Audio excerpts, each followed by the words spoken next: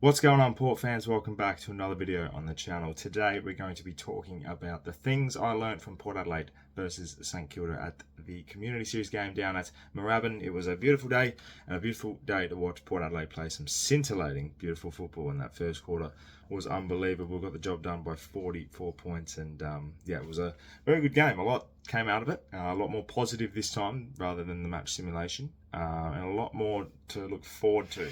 So yeah, very interesting times if you're a Port Adelaide fan coming into round one in 2 weeks' time. But for now, we're going to get straight into it, and here are the things I learned.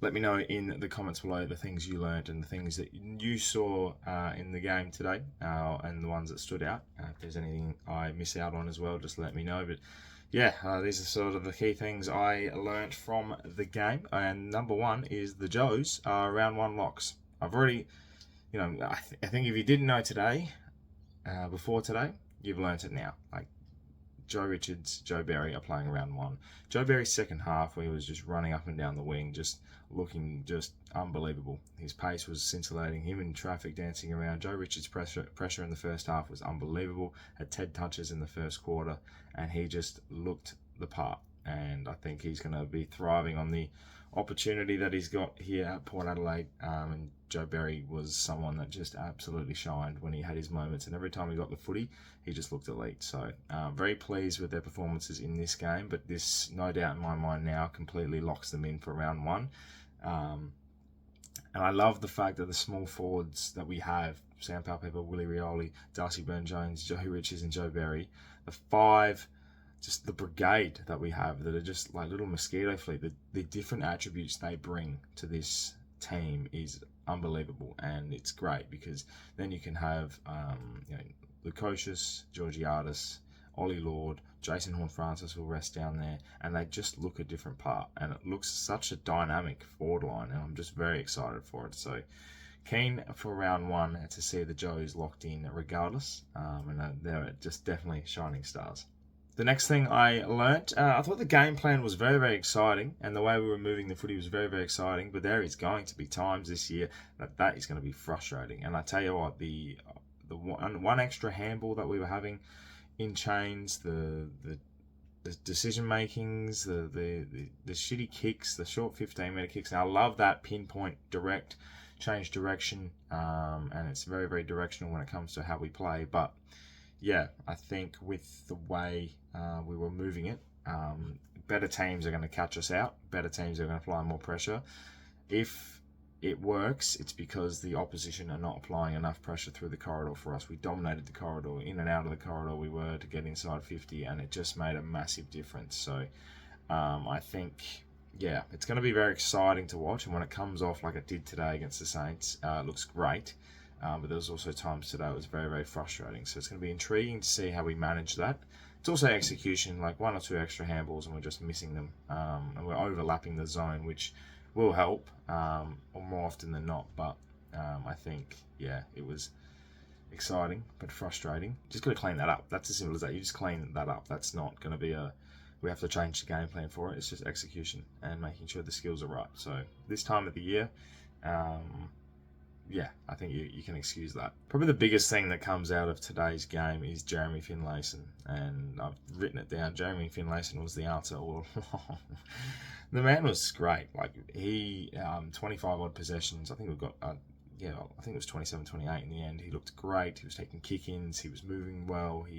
His execution at times was questionable, but the way he was just able to be that part, and I never would have thought that a centre half back would have been Jeremy Finlayson, and the answer was going to be him to replace Dan Houston.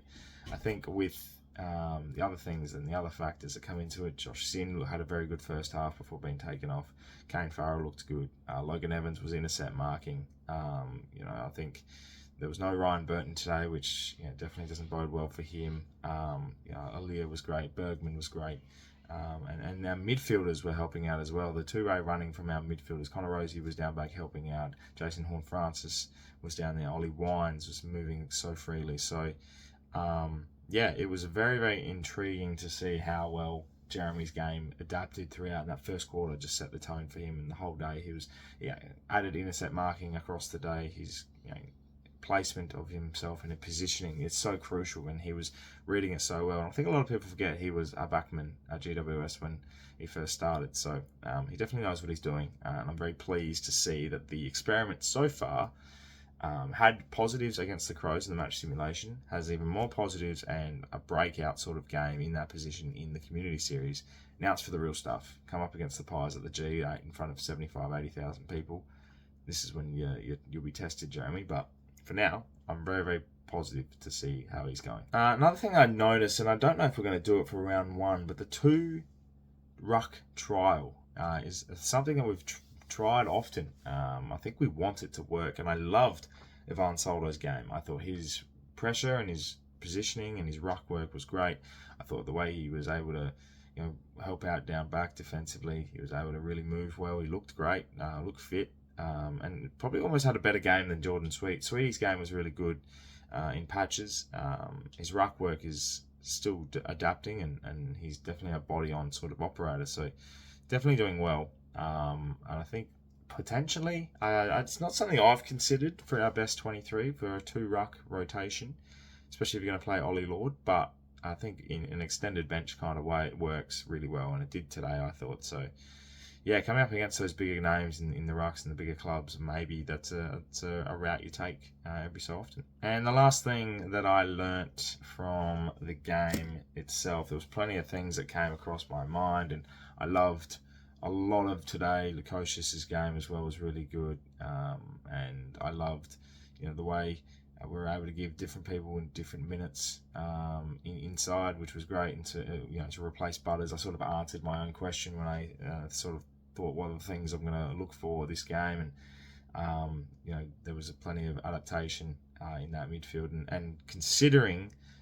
the best thing about it to come out of today was Connor Rozee and his 40 touches. He is primed for a big year as skipper. I think last year the weight on his shoulders didn't feel, he wasn't healthy. He looked really fit today. He looked like he was moving clean, hitting targets. His dance step was back. He looked prominent, and he was point inside 50 as well. Kicked a nice goal. He just looked fit, and I think that is a key thing, because without Butters, he's going to have to pick up a little bit more workload, and as a captain you kind of expect it. So for him to be working the way he was today against the Saints, and then he was dancing around their whole midfield. Horn Francis was getting the job from Jack Steele, and he still had a great game, and then Connor Rozee running amok. So I was really happy with that, and if Rosie's going to have a good year, then it's going to be a whole different story for our midfield, a whole different story for our team. And if he's leading from the front and leading by example, there is a lot that I think could be filled in terms of potential for this year for Captain Rozee and the midfield as well. So I'm very intrigued to see how Connor goes. But big time plays, I think he's going to be one to watch, and I'm very primed to see how he goes this year as well. So well done to Connor, and I'm very excited. Well, Port fans, that is the things I learnt from Port Adelaide versus St Kilda in the community series. A great day, a lot to be desired for St Kilda fans, unfortunately, but a lot of positives for Port, a lot of things that you can still work on, but they're clear, so that really helps, which is just execution of our game style. And the other thing I didn't really add in any of the things I learned, but the patience that we've developed as a side with the footy to be able to hit 15, 20 metre targets and just work the ball well, and pressure on the ground, and our contested work was great. So I was very, very pleased with that. And I'm looking forward to plenty more to come. The internal trial is next week, and then the round 1 in 2 weeks' time. So make sure you get on board and get around the channel as well. So make sure you subscribe to the channel if you're new, for plenty more Port Adelaide and AFL content to come your way. The glass table comes back next week as well. Pairs on a Pod will be back again as well, and plenty to look forward to. I'll see you at the internal trial. But I appreciate everyone watching. Thank you so much for your support, and look forward to round 1 coming in 2 weeks' time. Thank you so much for watching once again. My name's Anthony, and as always, ThePear.